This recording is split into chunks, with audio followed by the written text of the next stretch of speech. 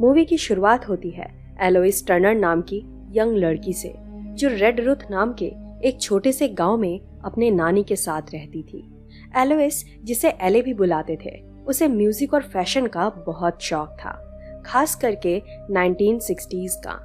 एले की मॉम एक फैशन डिजाइनर थी, जिसने एले के 7 साल के एज के वक्त मेंटल इलनेस की वजह से सुसाइड कर लिया था। एले के पास एक सुपरनैचुरल गिफ्ट था कि उसे अपने आसपास स्पिरिट्स दिखाई देते थे और इसी कारण वो अपनी मॉम को हमेशा देख पाती थी। अपनी मॉम की तरह ही एले का भी एक फैशन डिजाइनर बनने का सपना था, जिसके लिए उसने लंदन कॉलेज ऑफ फैशन में अप्लाई किया था और फाइनली उसका उस कॉलेज में सिलेक्शन हो गया था, जहां पढ़ने के लिए वो लंदन सिटी में शिफ्ट होने के लिए निकलने लगती है। अब क्योंकि उसे स्पिरिट्स दिखाई देते थे, उसकी नानी उसे मेंटल स्ट्रेस अवॉइड कर अपना ख्याल रखने को कहती हैं। लंदन पहुंचकर उसकी मुलाकात अपने हॉस्टल की रूममेट जोकास्टा से होती है, जो काफी अय्याश टाइप की लड़की होने की वजह से रूम में ड्रिंक्स, ड्रग्स और पार्टीज भी किया करती थी। एली, जो कि एक गांव से थी, उसका लाइफस्टाइल बहुत सिंपल था, जिस वजह से जोकास्टा हमेशा अपने फ्रेंड्स के सामने उसका मजाक उड़ाया करती थी। इसी बीच उसकी फ्रेंडशिप उसके क्लासमेट जॉन से होती है, जो एली के साथ अच्छे से बिहेव करता था। कुछ दिन बाद एली जोकास्टा और उसके फ्रेंड के बिहेवियर की वजह से सेपरेट होकर एक अपार्टमेंट रेंट करने का डिसाइड करती है। अब अपार्टमेंट की ओनर मिसेस कॉलिंग्स, जो कि एक बूढ़ी और डिसिप्लिन्ड लेडी थी, वो अपने घर का टॉप फ्लोर एली को ऑफर करती हैं। एली को सोते वक्त विंटेज सीडी प्लेयर पर गाने सुनने की आदत थी, इसलिए वो उस रात 1960s का म्यूजिक लगाकर सो जाती है। अब उसे एक अजीब तरह का ड्रीम दिखाई देता है, जिसमें वो 1960s के समय में चली जाती है और अपने आप को सैंडी नाम की एक यंग ब्लॉन्ड लड़की के रूप में देखती है। उसके बाद वो कैफे द पेरिस नाम के एक क्लब में चली जाती है और वहाँ के मैनेजर जैक से मिलकर वहाँ सिंगिंग के लिए जॉब मांगती है। जैक उसकी खूबसूरती देखकर उससे फ्लर्ट करने लगता है और सैंडी भी उसकी तरफ अट्रैक्ट होने लगती है। इसी बीच दोनों फिजिकल हो जाते हैं और फिर जैक उसे उसके घर ड्रॉप करने के लिए चला जाता है। अब सरप्राइजिंगली सैंडी भी उसी घर में रहती थी जहां अब एली रहती है। सुबह होते ही एली का सपना टूट जाता है और वो अपने फैशन क्लास जाकर उसी स्टाइल का ड्रेस डिजाइन करती है जो उसके सपने में सैंडी ने पहना था। उसके बाद जब एली अपने फ्रेंड जॉन से बात कर रही होती है, तब जोकास्टा वहां आकर एली के गले पर लव बाइट नोटिस करती है और जॉन के नाम से उसका मजाक उड़ाती है। दरअसल वो लव बाइट का निशान उसके सपने में सैंडी और जैक के फिजिकल होने से आया था। अब जॉन एली को पार्टी के लिए इनवाइट करता है, पर एली मना कर देती है क्योंकि उसे आ रहे सैंडी के सपनों से वो फैसिनेट होने लगी थी और वो उसके बारे में और जानना चाहती थी। अब रात को एली हर बार की तरह 60s के गाने लगाकर सो जाती है और सपने में जैक सैंडी को पिक करने के लिए उसके घर आता है। उसके बाद वो उसे एक सिंगिंग ऑडिशन के लिए लेके जाता है, जिसके क्लब ओनर को उसका परफॉर्मेंस इतना पसंद नहीं आता, लेकिन जैक उससे काफी इम्प्रेस हो जाता है।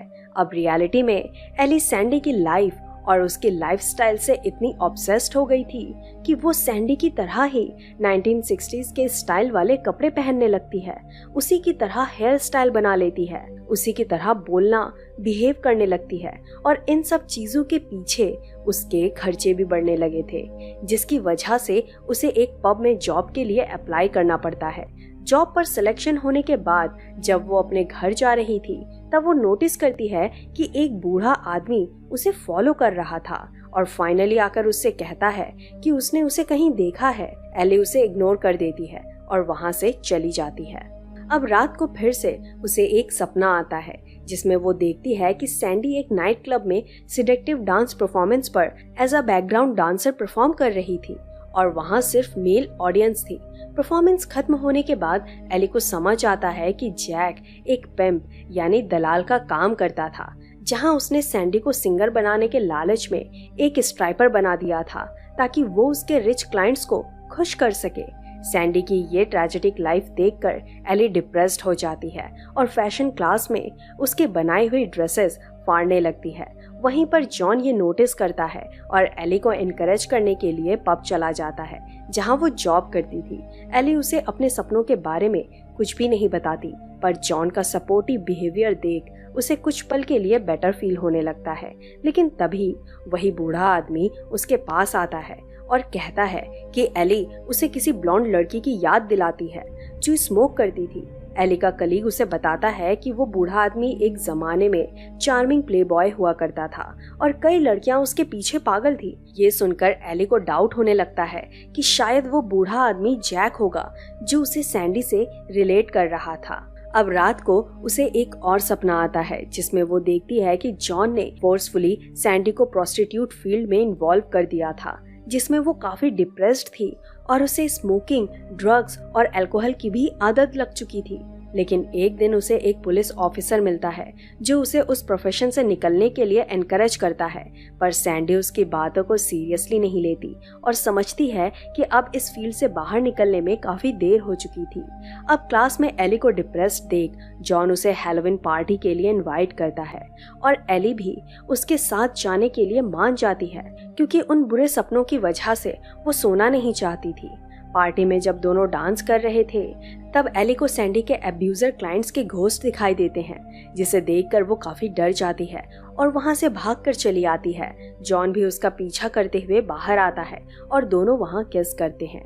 फिर एली उसे अपने घर लेके जाती है जहां दोनों फिजिकल होने लगते हैं, लेकिन तभी उसे जैक दिखाई देता है जो उसी घर में सैंडी का नाइफ से मर्डर कर रहा था। ये देख एली चिल्लाने लगती है और उसकी आवाज से मिसेस कॉलिन के वहां आते ही जॉन भागने लगता है। अब रात भर जागने के बाद एली सुबह मिसेस कॉलिन से जानना चाहती थी कि क्या उस रूम में किसी सैंडी नाम की लड़की की डेथ हुई थी, जिस पर मिसेस कॉलिन मना कर देती हैं और किसी भी सैंडी नाम की लड़की को पहचानने से इनकार कर देती हैं।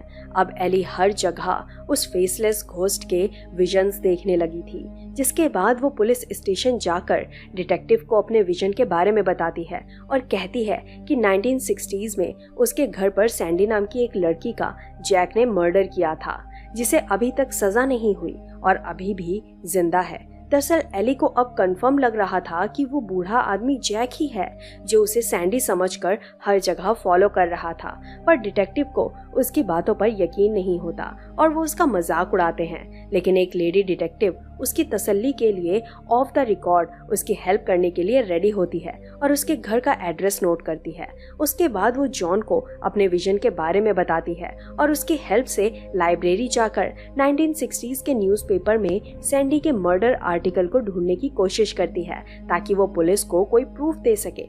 लेकिन उसे उन आर्टिकल्स में ऐसी कोई न्यूज नहीं मिलती, पर नोटिस करती है कि उस समय के दौरान काफी सारे लोग मिसिंग डिक्लेयर किए गए थे, जिसके बाद उसे वही फेसलेस घोस्ट के विजन दिखाई देते हैं, जिनसे डिस्टर्ब्ड होकर वो एक घोस्ट पर सीजर से अटैक करने जाती है। पर सही समय पर जॉन उसे ऐसा करने से रोक लेता है क्योंकि वो जोकास्टा थी जिस पर एली घोस्ट समझकर अटैक करने वाली थी।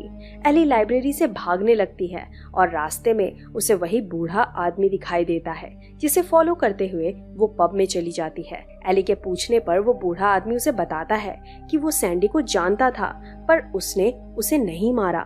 एली के बार बार पूछने पर वो फ्रस्ट्रेटेड होकर वहां से जाने लगता है, पर तभी एक कार से उसका एक्सीडेंट हो जाता है और वो मारा जाता है। उसी वक्त पब ओनर एली को बताती है कि उस बूढ़े आदमी का नाम लिंडसे था जो एक पुलिस ऑफिसर हुआ करता था और लिंडसे वही था जिसने सैंडी को उस प्रोस्टिट्यूट के प्रोफेशन से बाहर आने के लिए एनकरेज करने की कोशिश की थी। अब एली पूरी तरह से डिप्रेस्ड हो चुकी थी और एक सेकंड भी अपने घर में रुकना नहीं चाहती थी, इसलिए वो वापस अपनी नानी के पास जाने के लिए जॉन से हेल्प मांगती है और जॉन उसे अपने कार में ड्रॉप करने का डिसाइड करता है, जिसके बाद वो अपना सामान और रूम के लिए दिया हुआ डिपॉजिट वापस लेने के लिए मिसेस कॉलिन से मिलने जाती है। अब क्योंकि उसे उन घोस्ट से डर लगने लगा था, जाने से पहले वो जॉन से कहती है कि अगर वो 15 मिनट में बाहर नहीं आई तो वो उसे लेने के लिए ऊपर आ जाए। उसकी कंडीशन जानने पर मिसेस कॉलिन उसे शांत करने के लिए चाय पिलाती हैं और कहती हैं कि एक लेडी डिटेक्टिव सैंडी की डेथ के इन्वेस्टिगेशन करने के लिए यहाँ आई थी और तभी एली की नजर एक एनवेलप पर पड़ती है जो मिसेस कॉलिन के लिए आया था और उस पर उनका पूरा नाम लिखा हुआ था, मिसेस अलेक्जेंड्रा कॉलिन, जिस पर रिवील होता है कि मिसेस कॉलिन ही सैंडी थी। दरअसल सैंडी शॉर्ट स्टेज नाम था और उसका असली नाम अलेक्जेंड्रा था। वो एली को बताती है कि उसने जैक के साथ उन सभी लोगों को मार दिया जिसने उसका फायदा उठाया था और उन्हें उसी रूम के वुडन फ्लोर बोर्ड और दीवार में दफना दिया। अब वो एली से कहती है कि उसने चाय में एक पॉइजन मिलाया है ताकि उसे भी मारकर अपना सीक्रेट डिस्क्लोज होने से बचा सके। दरअसल जब वो लेडी डिटेक्टिव मिसेस कॉलिन के घर इन्वेस्टिगेशन के लिए आई थी तो मिसेस कॉलिन को डर था कि एली की वजह से अगर फ्यूचर में भी डिटेक्टिव उसके पास इन्वेस्टिगेशन के लिए आते रहे तो एक दिन उन्हें उसके घर में रहे डेड बॉडीज का पता चल जाएगा।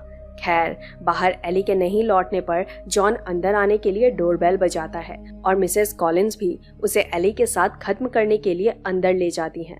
अब चाय में रहा पॉइजन का असर स्टार्ट होने लगा था और एली काफी स्ट्रगल करके जॉन को वहां से भगाने के लिए जाने लगती है, लेकिन तभी टेबल पर रखी जलती हुई सिगरेट नीचे सीडी बॉक्स में गिरती है और वहाँ फायर स्टार्ट होती है। वहाँ जैसे ही जॉन अंदर आता है, मिसेस कॉलिन्स नाइफ से उस पर अटैक कर उसे घायल कर देती हैं। उसके बाद मिसेस कॉलिन्स एली पर अटैक करने के लिए जाती हैं और वो उससे बचने के लिए अपने रूम में चली जाती है ताकि वहां रहे टेलीफोन से पुलिस को कॉल कर सके।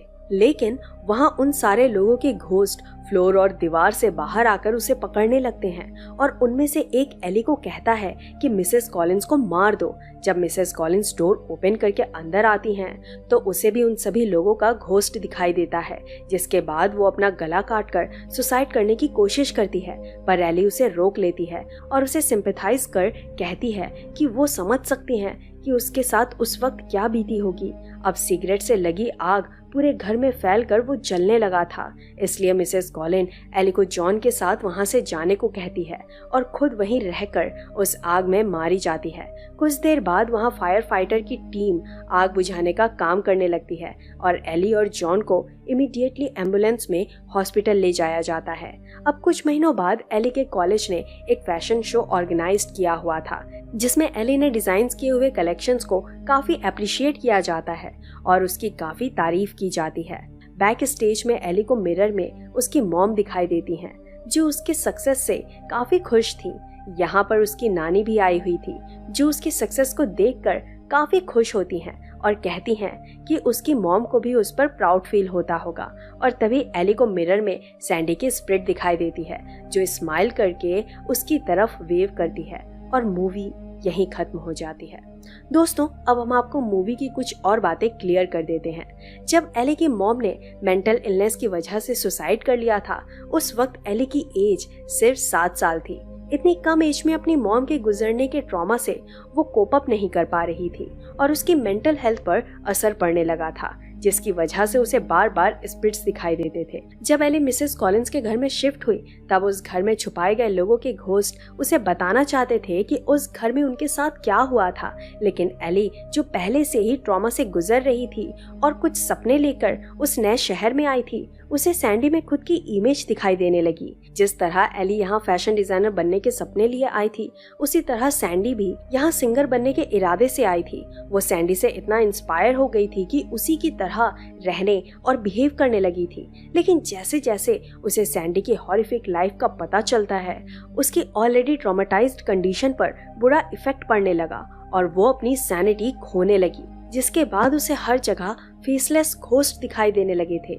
वो इन सब से इतनी डिस्टर्ब्ड हो गई थी कि उसका psychotic mind false vision interpret करने लगा था। जैसे अपने एक विजन में वो देखती है कि जैक सैंडी का मर्डर कर रहा था, लेकिन रियलिटी में सैंडी अपने सेल्फ डिफेंस में जैक का मर्डर कर देती है, क्योंकि जैक सैंडी के अपने प्रोस्टिट्यूट के काम छोड़ने के अगेंस्ट था। उसी तरह उसका माइंड उसे ये कन्विंस करने की कोशिश करता है कि वो बूढ़ा आदमी जैक है जो उसे सैंडी समझकर उसे मारने के लिए फॉलो कर रहा था। और जब उस बूढ़े आदमी को कन्फ्रंट करने की कोशिश में उसकी कार एक्सीडेंट में डेथ हो जाती है तो एली को लगता है कि उसकी वजह से एक इनोसेंट इंसान को अपनी जान गंवानी पड़ी, और तब उसे भी रियलाइज होता है कि वो अपनी सैनिटी पूरी तरह से खो चुकी है। इसलिए वो अपनी नानी के पास वापस जाने का डिसाइड करती है ताकि वो और किसी को हर्ट ना कर सके। अब आखिरी सीन में जब मिसेस कॉलिंस से बचने के लिए अपने रूम में पुलिस को कॉल करने जाती है, तब उस रूम में दफनाए गए सारे घोस्ट उसे पकड़ने लगते हैं, क्योंकि वो सभी मिसेस कॉलिंस को पुलिस के हवाले नहीं बल्कि एली के हाथों से सैंडी यानी मिसेस कॉलिंस को मरवाना चाहते थे, ताकि उनके स्पिरिट को मुक्ति मिल सके। लेकिन जिस हॉरिफिक दौर से सैंडी गुजरी थी, उस वजह से एली को उसके प्रति सिंपैथी थी और जानती थी कि सैंडी गलत नहीं थी। इसलिए वो ना ही मिसेस कॉलिंस को मारना चाहती थी और ना ही उसे पुलिस के हवाले करना चाहती थी, लेकिन खुद को और जॉन को बचाने के लिए मजबूरी में उसे पुलिस का सहारा लेना ही था। और फाइनली जब मिसेस कॉलिंस को भी वो घोस्ट दिखाई देते हैं, तब उसे अपनी गलती का एहसास होता है कि आखिर वो भी उन सारे लोगों की तरह ही एक मॉन्स्टर बन चुकी थी। और मूवी के एंड सीन में बैक स्टेज में जब उसे सैंडी दिखाई देती है, तो वो दरअसल उसका घोस्ट नहीं बल्कि वो अपनी ही रिफ्लेक्शन में सैंडी को देख रही थी। यानी वो अब भी सैंडी से काफी इंस्पायर्ड थी, जिसकी वजह से उसे अपने काम में सक्सेस मिल रहा था।